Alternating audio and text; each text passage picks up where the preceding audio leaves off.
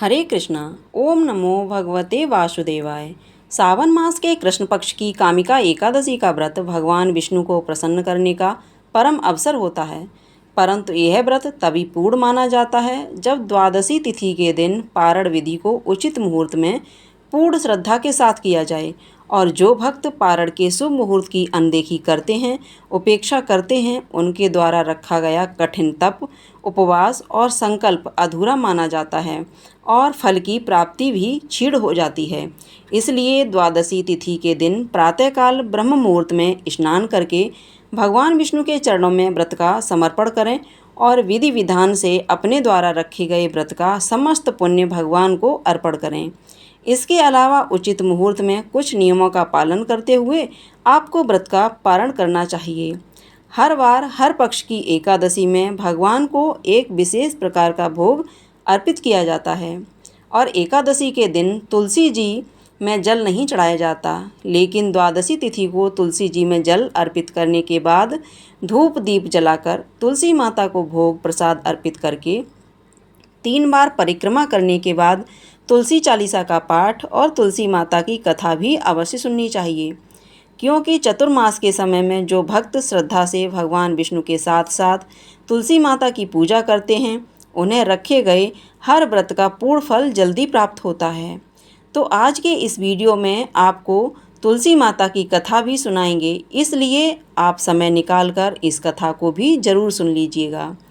जैसा कि आप जानते हैं, इस बार सावन कृष्ण पक्ष की कामिका एकादशी का व्रत 21 जुलाई दिन सोमवार को रखा जा रहा है और एकादशी तिथि 20 जुलाई रविवार को दोपहर 12:13 से प्रारंभ होकर 21 जुलाई सोमवार को सुबह 9:38 पर समाप्त होगी और द्वादशी तिथि शुरू हो रही है 21 जुलाई सोमवार को सुबह 9:39 से और द्वादशी तिथि समाप्त हो रही है 22 जुलाई मंगलवार को सुबह 7:05 तक।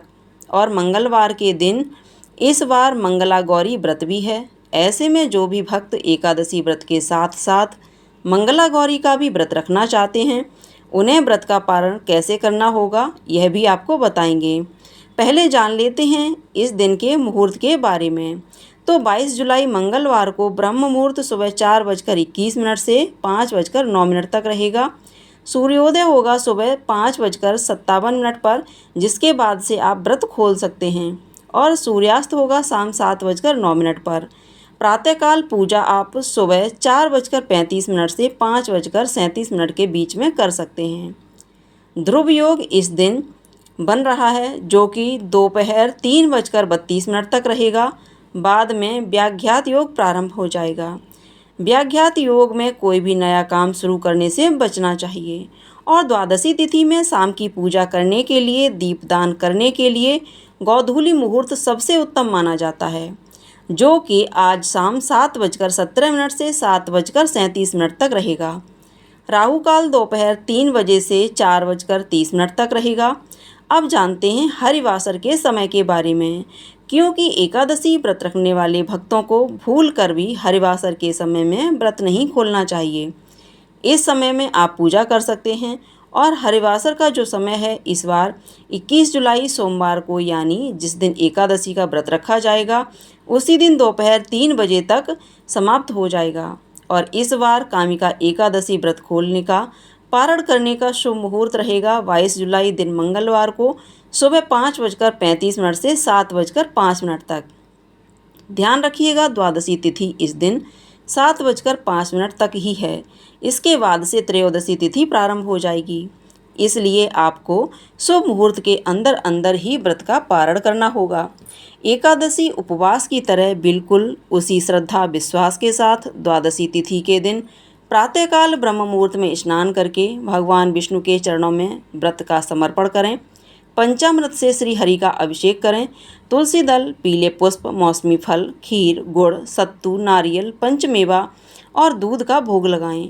श्री विष्णु सहस्त्र नाम, श्री विष्णु चालीसा का पाठ या भगवत गीता के 12वें अध्याय का पाठ करें और तुलसी जी की पूजा भी अवश्य करें।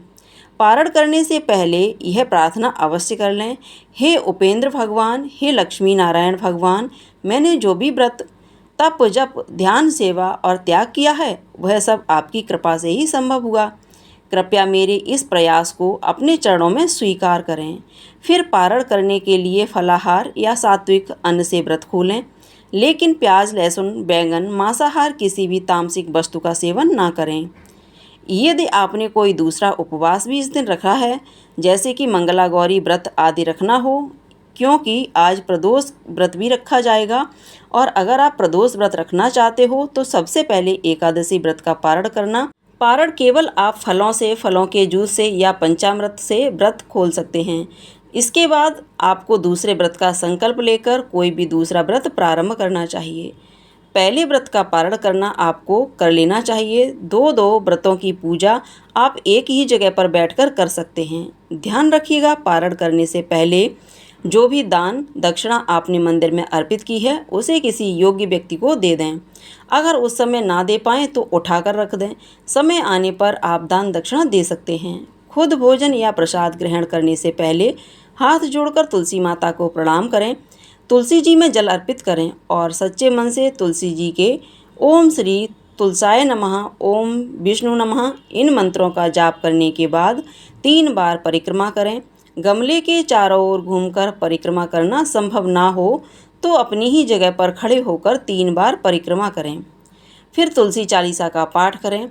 आपकी कोई मनोकामना हो उसकी पूर्ति के लिए आप तुलसी माता से सच्चे मन से प्रार्थना करें। तुलसी माता से अपनी मनोकामना कहें तो आपकी मनोकामना शीघ्र पूर्ण हो सकती है। फिर तुलसी माता को भोग अर्पित करें और उसके बाद में अपने दाहिने हाथ में जो भी भोग प्रसाद है या पंचामृत है उसे ग्रहण करके आपको व्रत खोलना चाहिए। ध्यान रखिएगा, द्वादशी तिथि भी एकादशी व्रत के नियमों के अंतर्गत ही आती है, इसलिए इस दिन आप भूल कर भी ऐसा कोई काम ना करें जिससे आपका व्रत खंडित हो जाए, क्योंकि द्वादशी तिथि को चावल खाकर और चावल का दान देना बहुत शुभ माना जाता है। लेकिन अगर आप चावल नहीं खाना चाहते हैं, कोई दूसरा व्रत रख रहे हैं, तो आप बिना चावल के भी इस व्रत को खोल सकते हैं।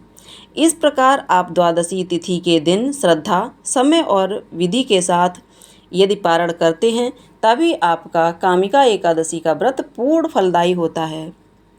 अब जानते हैं उस विशेष भोग के बारे में जिसको आप इस बार कामिका एकादशी के दिन भगवान को अर्पित करेंगे।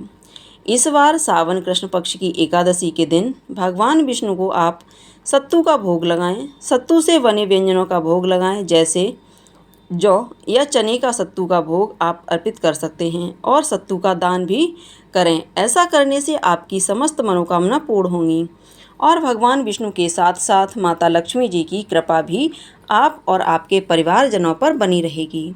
ध्यान रखें, भगवान विष्णु को जो भी भोग लगाएं उसमें तुलसी का पत्ता रखकर ही भगवान को भोग लगाएं और स्वयं भी जब व्रत खोलें तो सबसे पहले हाथ में जल और तुलसी का पत्ता लेकर उसे प्रसाद रूप में ग्रहण करके व्रत खोलें। इसके बाद आप सात्विक भोजन या फलाहार का सेवन कर सकते हैं। आइए अब सुनते हैं तुलसी माता की कथा। राजा अम्बरीश राजा नाभा के पुत्र थे। वह 7 द्वीपों के राजा थे, बहुत ही ब्रह्मज्ञानी और विष्णु भी भक्त भी थे। वह भगवान विष्णु की कथाएं सुनते और हर दिन मंदिरों में दर्शन करने जाते। भगवान विष्णु की भक्ति के आगे वह अपना घर, अपनी पत्नी, पुत्र, धन धान्य सभी को तुच्छ समझते। एक बार भगवान विष्णु को प्रसन्न करने के लिए उन्होंने साल भर अपनी पत्नी सहित एकादशी का व्रत रखा। कार्तिक मास में जब उनके साल भर के एकादशी व्रत पूर्ण हुए तब उन्होंने 3 दिन तक उपवास किया। भगवान विष्णु का विधि विधान से पूजन किया और ब्राह्मणों को 60,000 गौओं का दान भी दिया। संत महात्माओं को अपने राजमहल में बुलाकर भरपूर दान दिया और उन्हें भोजन करवाकर संतुष्ट किया।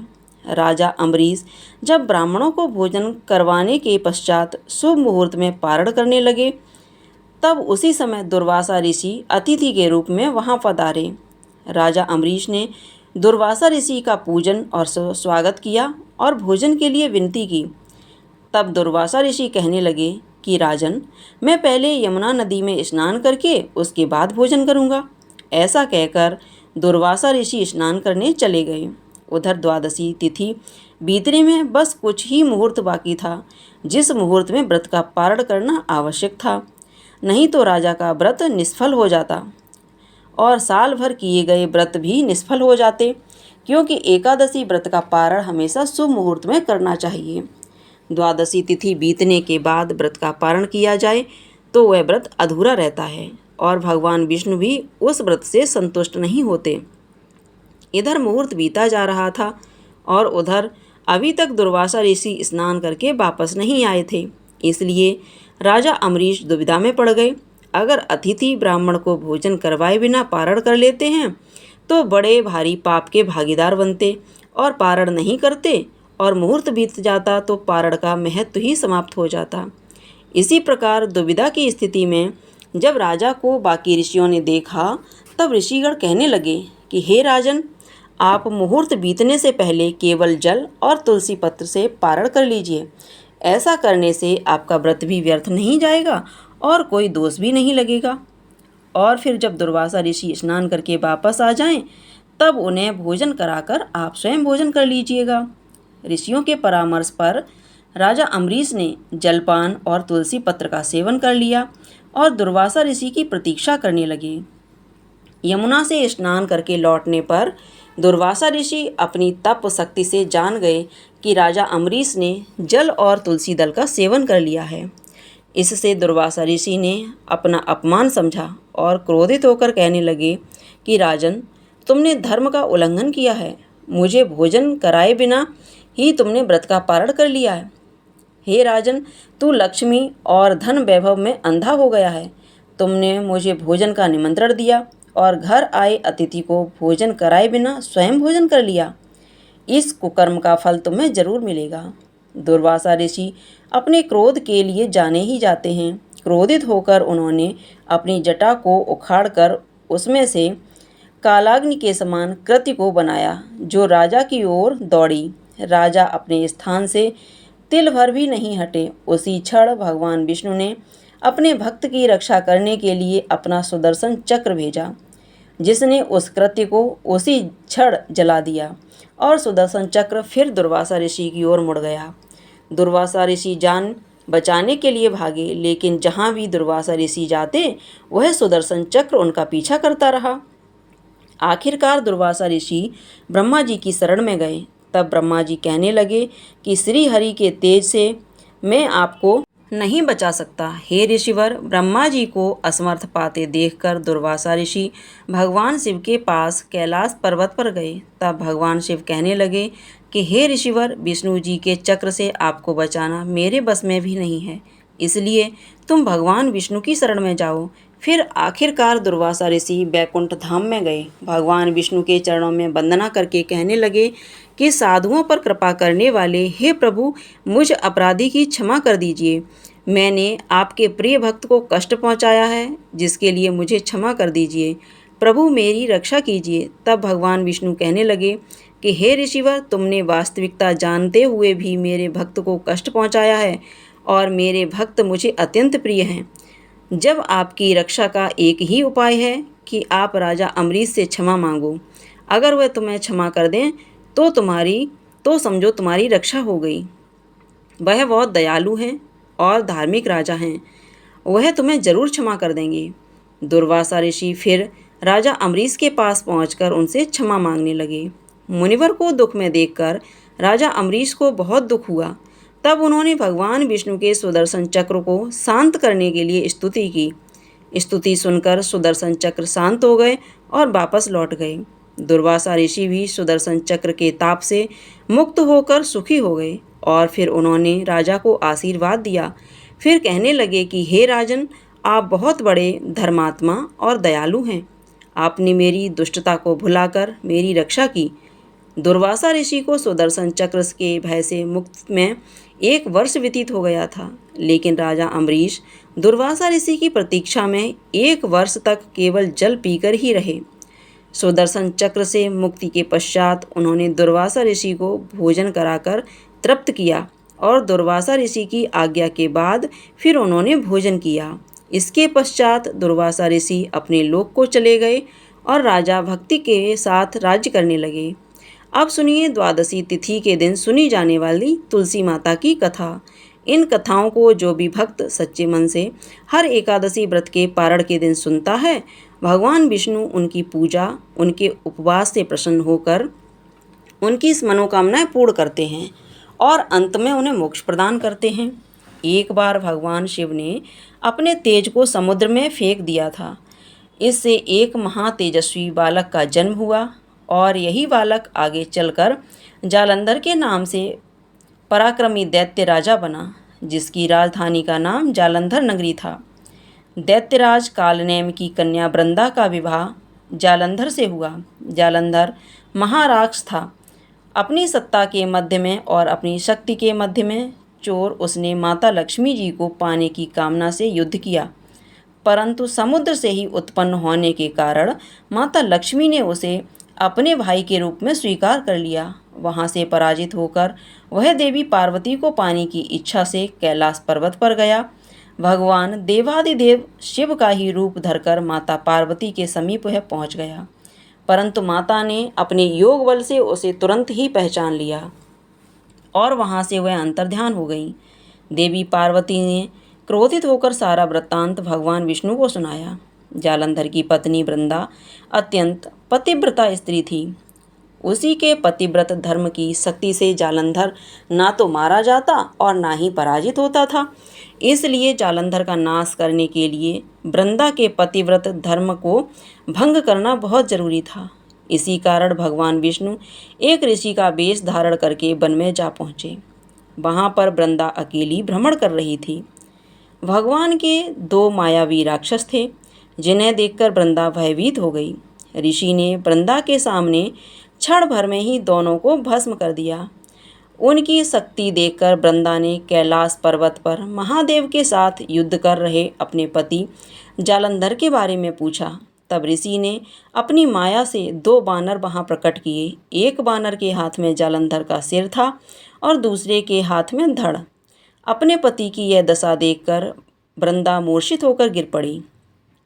होश में आने पर उन्होंने ऋषि रूपी भगवान से विनती की कि वह उसके पति को जीवित कर दें। तब भगवान ने अपनी माया से फिर से जालंधर का सिर धड़ से जोड़ दिया, परंतु स्वयं भी वह उसी शरीर में प्रवेश कर गई। वृंदा को इस छल का जरा भी आभास नहीं हुआ। जालंधर बने भगवान के साथ वृंदा पतिव्रता का व्यवहार करने लगी, जिससे उसका पतिव्रत धर्म भंग हो गया। ऐसा होते ही वृंदा का पति जो महादेव से युद्ध कर रहा था, जालंधर युद्ध में हार गया और उसका वध कर दिया गया। इस सारी लीला का जब वृंदा को पता चला तो उन्होंने क्रोधित होकर भगवान विष्णु को शिला होने का श्राप दे डाला और स्वयं भी सती हो गई। जहाँ पर वृंदा भस्म हुई वहाँ तुलसी जी का पौधा होगा। भगवान विष्णु ने वृंदा से कहा, हे वृंदा, तुम अपने अस्तित्व के कारण मुझे लक्ष्मी जी से भी अधिक प्रिय हो गई हो। अब तुम तुलसी के रूप में सदा मेरे साथ रहोगी। जो भी मनुष्य मेरे शालिग्राम रूप के साथ तुलसी जी का विवाह करेगा, उसे इस लोक और परलोक में विपुल यश की प्राप्ति होगी। जिस घर में तुलसी जी होती है, वहाँ यम के दूत भी असमय नहीं जा सकते। गंगा जी और नर्मदा नदी के जल में स्नान और तुलसी जी का पूजन एक बराबर माना जाता है। चाहे मनुष्य कितना भी पापी क्यों न हो, मृत्यु के समय जिसके प्राण मंजरी रहित तुलसी और गंगा जल मुख में रखकर निकल जाते हैं, वह पापों से मुक्त होकर बैकुंठ धाम को प्राप्त हो जाता है। प्रेम से बोलिए तुलसी माता की जय।